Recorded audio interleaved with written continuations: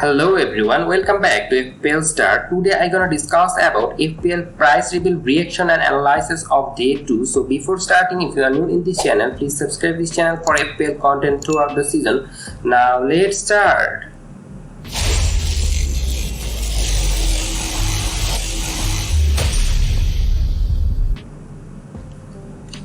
Our fast forward here is Fullback and he is priced at 6 million, and I think he is overpriced because there are a lot of rotation in his place. There is Ferguson there, Joe Pedro there, so that's why 6 million is overpriced for Brighton attacker. Now move on to the second forward, and it's Nicolas Jensen. He signed for Chelsea from Villarreal. He scored 12 goals and also provide 4 assists.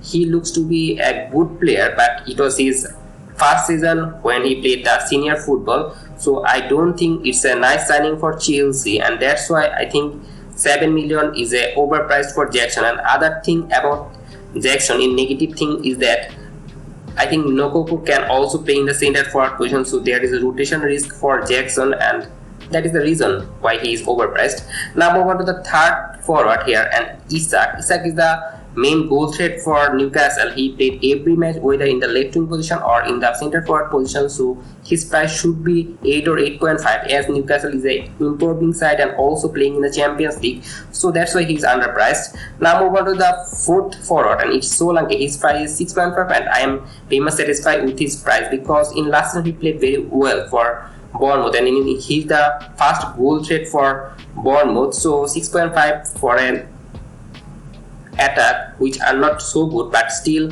they can score goal is obviously a fair price. Now move on to the fifth forward, and it's Gakpo from Liverpool, and I think it's underpriced because Liverpool can play a lot of attacking football and they can score a lot of goal, and Liverpool forward just 7.5 who look to be nailed, and I think he's the first choice forward for Liverpool, so he's obviously underpriced.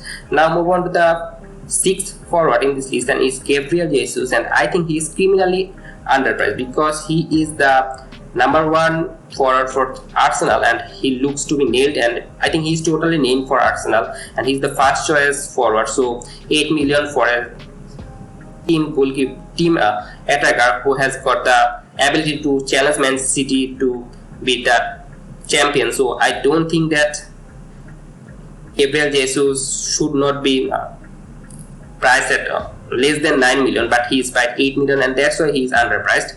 Now move on to the next forward, and it's Edward from Crystal Palace. He is 5.5 and I think it's fair price because he has some rotation, but he is the main attacking threat for Crystal Palace, and 5.5 is fair for him. Now move on to the next forward, and it's Anthony. In last few seasons he played very well, but recently his form is decay because his age is now increasing, so that's why I think 6 million is a fair price for Anthony now this season. And now move on to the next forward, and it's Pedro from Brighton. He is a new signing for Brighton, as I already tell you there is a lot of rotation risk for Brighton, so 5.5 as a Brighton forward, and I think he will start more from most of the match because they signed him with a very high fee, so it's a fair price I think. Now move on to the midfield option, and first midfielder is Solly March, and I think it's a fair price because Mitoma is priced at 6.5, so it's quite similar case and 6.5 is fair. Now move on to the next midfielder, and is Pascal Gross. He was priced at 6.5. He was the highest point scoring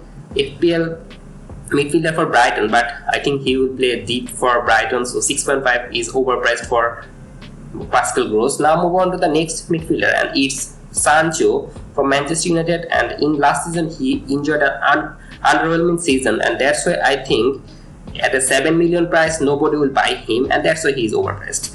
Now move on to the next midfielder, and it's Bowen. In last few seasons he played well, but in last season West Ham as a team struggle a lot, and that's why I think Bowen price should be less, and he's now 7 million, and I think it's a fair price for Bowen. Now move on to the next midfielder, and it's Sterling. His price is 7 million. He previously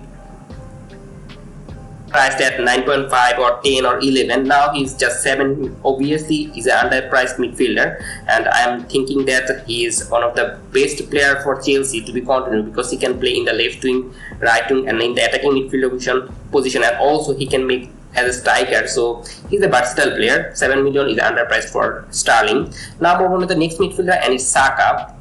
and I think it's also underpriced because in last season he was more valued than this season, but he was then, now he's now 8.5, and I don't think that Saka should be this kind of price. He should be in 9 or 9.5. So as a 8.5 midfielder, he's obviously underpriced. Now move on to the next midfielder, and it's Kai Havertz. He came from Chelsea, and there is a position change for Kai Havertz. He was previously forward, but now he's a midfielder, and I think it's okay because he will play in the midfield for Arsenal, and 7.5 is a fair price as an Arsenal midfielder. I think he will be like Odegaard, like interior, so 7.5 is fair. Now on to the next midfielder, and it's Modric from Chelsea, and I think he is overpriced because in last season he played an underwhelming season. He didn't cope with the English Premier League, and he didn't fit for Chelsea. Under new manager, they can obviously improve, but 6.5, I don't think anyone go for Modric at the beginning of the season. Now move on to the next midfielder. It's McNeil. He is 5.5 as a Everton midfielder. Is too much versatile.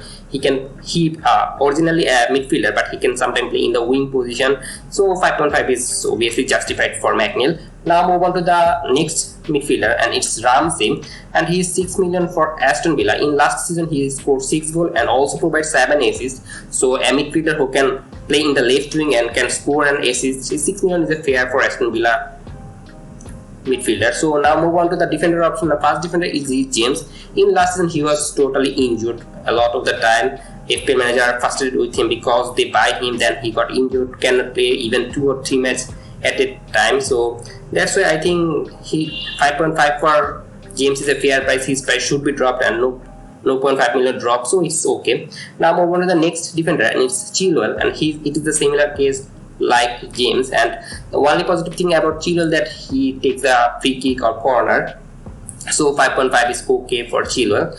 Now move on to the next defender, and it's Botman. He should be priced at 5 million because he's a Newcastle defender. Newcastle in last season playing very well, so why their defender is just 4.5? Everybody gonna go with Newcastle defender if they have 4.5 million price. Even they will put them in a bench if they have hard fixer, but still own them. So 4.5 is obviously a criminally underpriced defender for Botman. Now move on to the next defender, and it's Tarkowski. He is 4.5, and I think fair because Tarkowski has got attacking threat for set piece or corner. But other thing about Tarkowski is that Everton not is a very good defense, so 4.5 for Everton defender is a obviously fair price. Now move on to the next defender, and it's Luke Shaw. He is 5.5, and I think it's a fair price because Luke Shaw has got attacking trait, and also he can play in the centre back and left back position.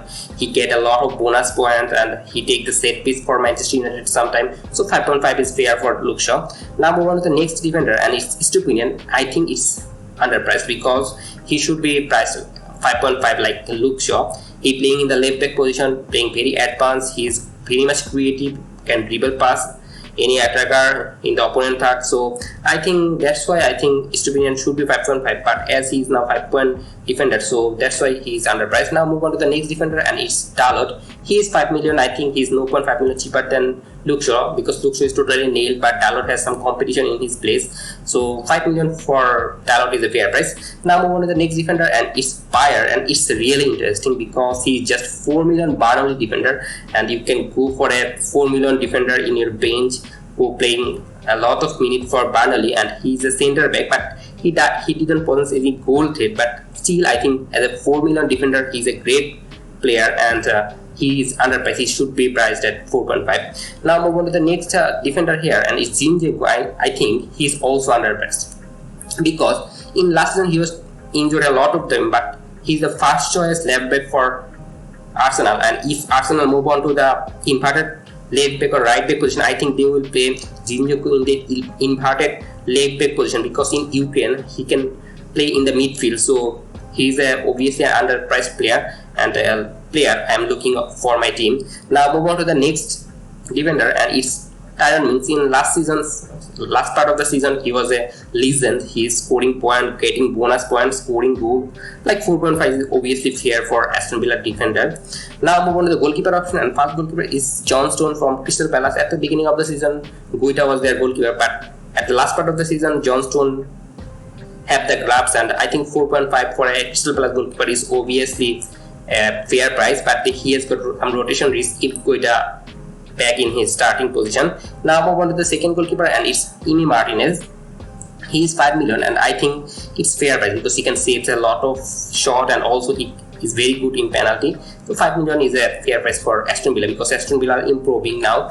Now move on to the third goalkeeper, and it's Nick Pope, and I think he is overpriced because his price should be 5 million. In the first part of the season, he was the most point gaining goalkeeper, but in last part Newcastle conceded a lot of goals, so 5.5 is too high for Pope. I don't think that FPL manager will go for Pope because of his price, and that's why he is overpriced. Now move on to the next goalkeeper, and it's Foderick Hum from Sheffield United. As a first choice goalkeeper for Sheffield United, a promoted size 4.5 is obviously fair priced. Now move on to the last goalkeeper, and it's Fabianski. His price is actually 4.5 million. In 4.5 he is an underpriced goalkeeper because he's the first choice goalkeeper for West Ham, and West Ham defense looks good, but in last season they considered a lot of goal, but I don't think that Fabianski should be 4.5, and that's why he is underpriced goalkeeper. And that's all for today. If you enjoyed this video, please like this video, and if you are new in this channel, obviously subscribe this channel, and don't forget to press the bell icon. Good luck for your team.